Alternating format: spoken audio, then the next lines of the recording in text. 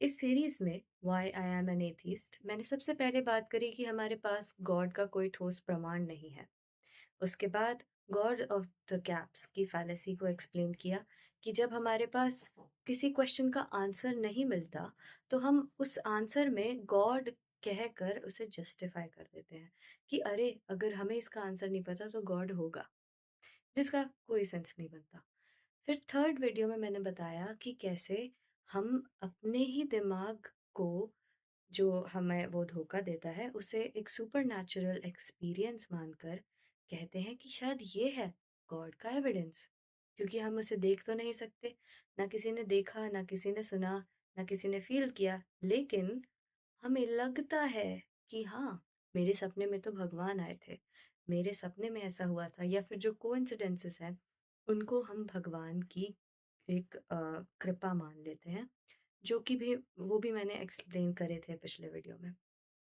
अब मैं बात करती हूँ कि कैसे जो हम सोचते हैं कि ओके, हम भी किसी के लिए किसी चींटी की तरह हो सकते हैं, राइट?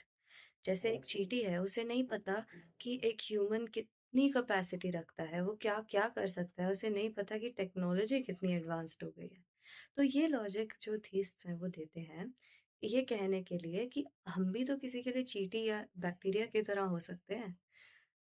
तो मेरा कहना ये है कि अगर हम हैं किसी चीज़ के लिए इतने छोटे, तो इसका मतलब ये नहीं है कि वो हमारी लाइफ में इंटरफियर करता है। वैसे तो हमारे पास अभी किसी चीज़ का कोई प्रूफ नहीं है कि हमसे बहुत बड़ी-बड़ी कोई लिविंग एंटिटी है।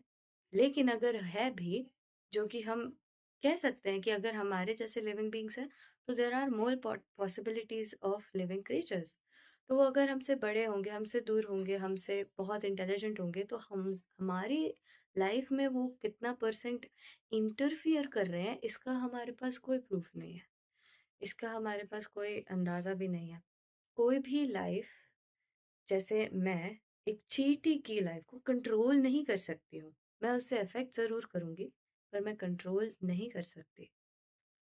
तो इससे हम ये नहीं कह सकते कि हाँ, there is a possibility of a bigger and larger creature than us, तो हम कह दें कि हाँ, गॉड एग्ज़िस्ट करता है। उसको हम गॉड का नाम नहीं दे सकते, क्योंकि गॉड की डेफ़िनिशन ही आप लोगों ने ऐसी बता रखी है कि it's all powerful, all knowledgeable and kind as well.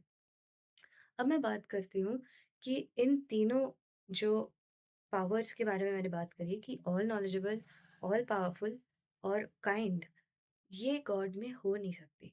क्यों? अगर वो ऑल काइंड है और पावरफुल है, तो शायद उसे ये ज्ञान नहीं कि दुनिया में क्या चल रहा है।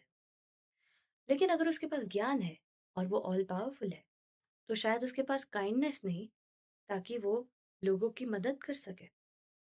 या फिर अगर उसके पास काइंडनेस है और उसके पास नॉलेज भी है, तो शायद उसके पास पावर नहीं है कि वो इस दुनिया में इंटरफियर करके इतने सारे लोगों को बचा सके।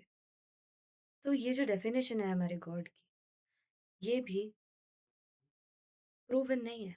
तो कोई भी चीज़ जो हम गॉड के बारे में कहते हैं, इट्स नॉट प्रूवन।